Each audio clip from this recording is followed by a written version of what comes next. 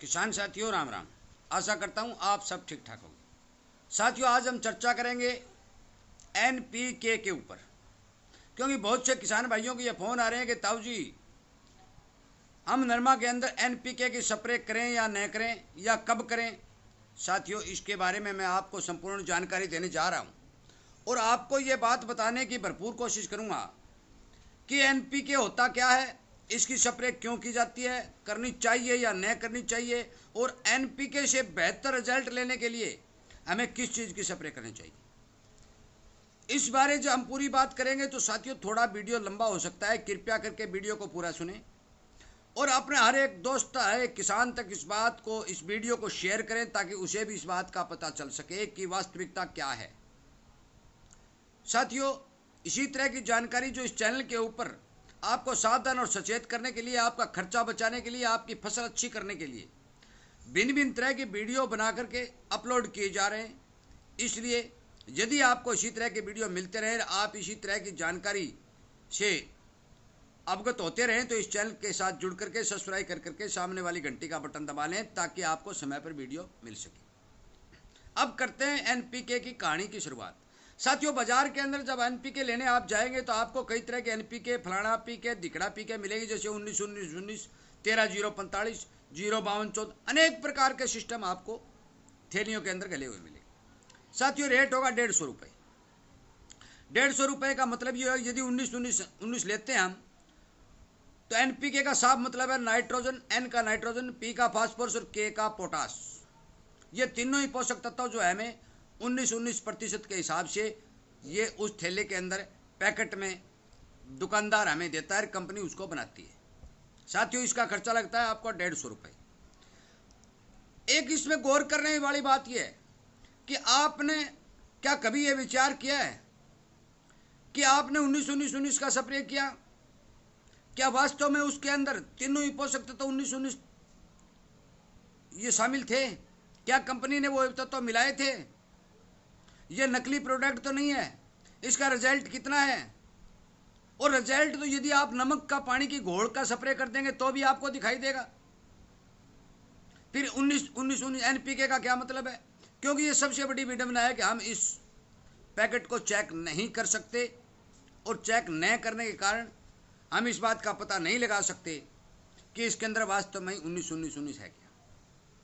परंतु इस 19-19-19 को, इस 13-0-45 को, इस 0-52-34 को हम अपने घर पर अपनी आंखों के सामने तैयार कर सकते हैं।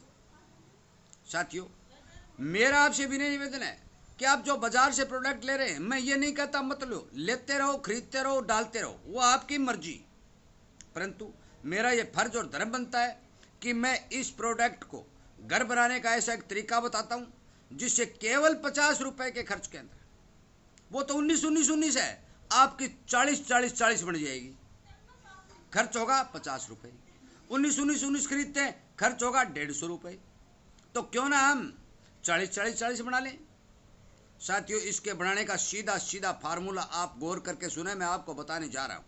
और जो भी किसान, काफ़ी किसान इस फार्मूले को यूज कर रहे हैं, लगातार 4 साल से मैं लगातार देख रहा हूं ये फार्मूला किसान यूज कर रहे हैं। ये भी मैं आपको बता देना चाहता हूं कि जो किसान इस फार्मूले फूलने को यूज करता है उसके खेत के अंदर अच्छी फसल होती है और अच्छा फायदा भी होता है। 19-19 13-0-45 से मुझे कई फायदा दिखाई नहीं दिया। मैंने भी 5-10 वर्ष स्प्रे किए, मुझे कतई रिजल्ट कोई दिखाई नहीं दिया। फलानी कंपनी के ले लो, दिगड़ी कई कंपनियां तो 500-500 रुपये किलो बेच रही है, परंतु मुझे इसका थोड़ा बहुत 19-20 का रिजल्ट के अलावा कोई खास रिजल्ट मुझे नहीं दिखाई दिया। इसलिए मैं आपको अपने घर के अंदर 19-19 बनाने का या 40-40 बनाने का तरीका बता रहा हूँ। साथियों आप सबको पता है कि यूरिया हमारे घर पर होती है, हम बाजार से खरीदते हैं। डीएपी हमारे घर पर होती है, हम बाजार से खरीदते हैं। और पोटास भी हमें बाजार से मिलती है, जो लिक्विड फॉर्म में ले लो, K2O फार्मूले की जो मिलती है रासायनिक पोटास, वो हम बाजार से खरीद सकते हैं। जिंक भी खरीद सकते हैं। साथियों यदि मैं जैविक के अंदर बताऊंगा तो ये पेचीदा खेल है। हर तरह की जड़ी बूटियाँ या घास फूस आपको उबालना पड़ेगा, रगड़ना पड़ेगा, जब जाके जैविक में तैयार होगा। परंतु जैविक में हर एक किसान इसको तैयार नहीं कर सकता, क्योंकि इतनी मेहनत कोई किसान करता ही नहीं है, मेरे को पता है। परंतु मैं रासायनिक में आपको ये बताने जा रहा हूँ कि इसको कैसे तैयार करना है। साथियों सबसे पहले मैं डीएपी का फार्मूला बताता हूँ। डीएपी के अंदर होता क्या है? डीएपी के अंदर यदि 1 कुंटल डीएपी है तो उसके अंदर 35% फास्फोरस पानी में घुलनशील रूप में दी हुई होती है, तो उसके अंदर क्या होता है कि वो पौधा डायरेक्ट उठा लेता है। और डीएपी के अंदर 18% नाइट्रोजन नाइट्रेट के रूप में दी हुई होती है, जो भी पौधा डायरेक्ट उठा लेता है। और यदि हम डीएपी की स्प्रे करते हैं तो दोनों ही पोषक तत्व जो है नाइट्रोजन और फास्फोरस, ये जो पानी के घुलनशील रूप में दिए होते हैं, जिनके कारण जब भी स्प्रे करते हैं हमारा फौरन फास्ट रिजल्ट आता है।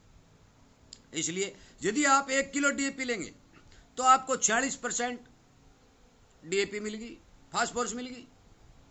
और उसके अंदर ही 1 किलो के अंदर ही आपको क्या हुआ कि 18% नाइट्रोजन जो नाइट्रेट के रूप में बदली हुई मिली है वो भी मिल गई।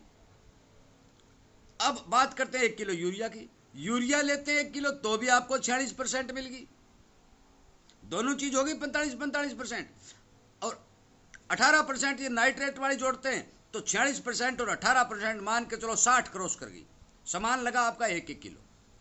अब बात करते हैं जिंक की, पोटाश की। पोटाश यदि आप लिक्विड फॉर्म में लाते हैं तो 800-900 रुपए की 1 लीटर आती है।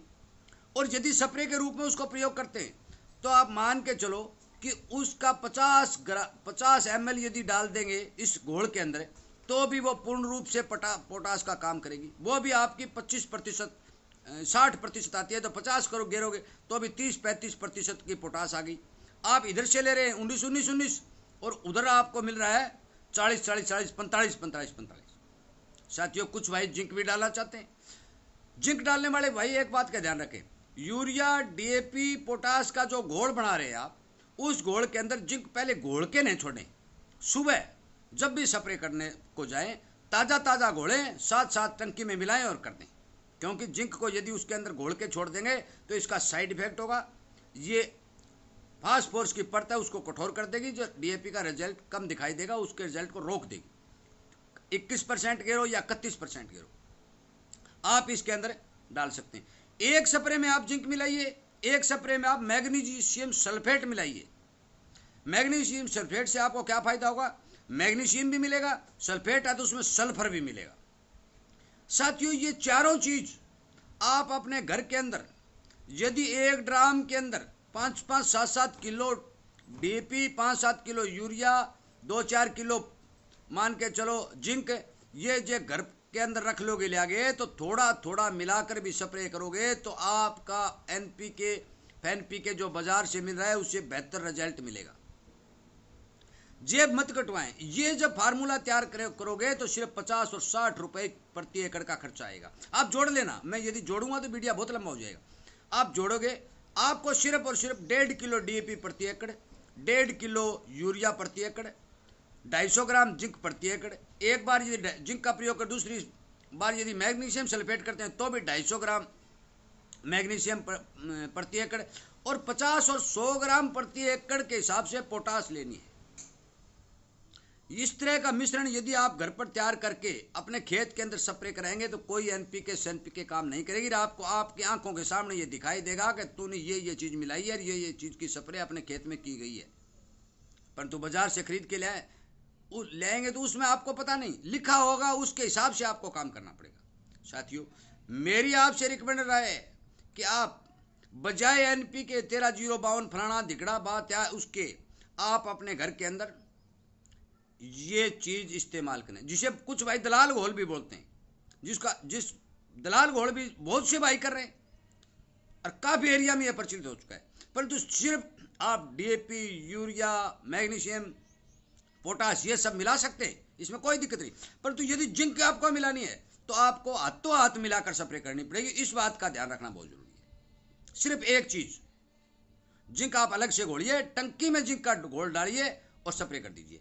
एक इन चीजों का घोल हो गया, जिंक का अलग से हो गया, उसको डाला और कर दिया। डोज मैंने बता दी, मैग्नीशियम सल्फेट 250 ग्राम ले, ये पोटाश है जो 100 ग्राम, 50-100 ग्राम, जिंक है 250 ग्राम, चाहे 31% हो चाहे 21%, इसमें कोई फर्क पड़ने वाला नहीं। 1.5 किलो डीएपी और 1.5 किलो यूरिया। साथियों इस चीज का यदि आप 2 या 3 स्प्रे अपने नरमा में निकालेंगे तो आपको रिजल्ट 101 नहीं 1000% दिखाई देगा।